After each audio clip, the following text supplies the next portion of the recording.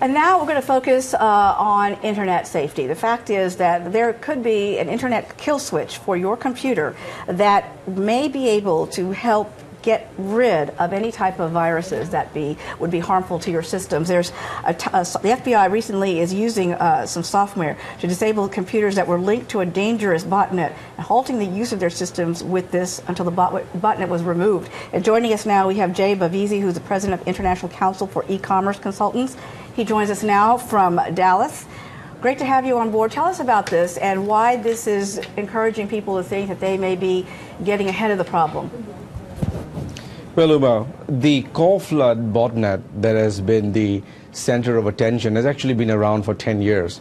And this botnet had actually infected more than 2 million users all across the world, and many of them came from the United States.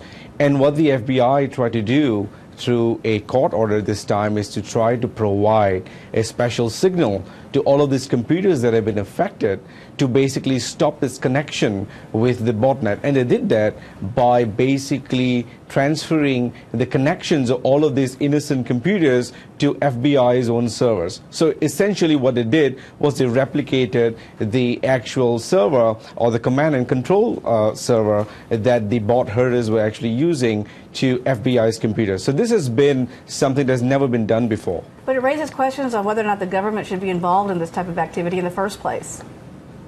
Yeah, that's a very interesting question, because obviously on the other hand we have got serious issues that relate to the matter of privacy. Bear in mind that this botnet actually had more than 2 million users that were infected, and there 1.5 billion pages of information. And now that's a lot of information, and if you look at the traditional use of botnets, they were basically being used to launch distributed denial of service attacks or to launch spam. But in this case they were actually making a ton of money because they had focused all of their attention to financial mayhem. They actually stole a lot of money from individuals that were completely unaware that their systems were affected. So I guess that the view of the government must have been that they had no choice. They actually had to step in and to do something, and the only way to do that is to actually reroute the connections from the DNS to the servers of the FBI so that they can provide the signal to actually stop the communications with the botnet. Why did it take so long to try to get this thing, get a handle on this situation?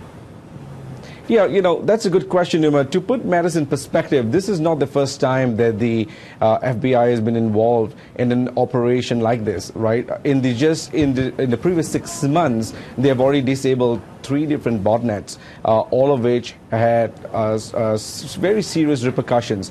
However, what is unique this time is that this is the first time that the FBI actually got involved in actually trying to provide a direct communication to computers that belong to American citizens. Now, there are many reasons why this could have taken a long time. Obviously, this is a very new move. This is something that's never been done before. There's tremendous amount of research that's required, and obviously a huge amount of risk, because when you run a code like this, there could be a risk that you might actually end up doing more harm than good, because you're communicating with innocent computers and you have no clue how these computers are going to react when you provide a command like that. And so, as of now, though, is there, from your point of view, is it encouraging to see the results of what's transpired so far?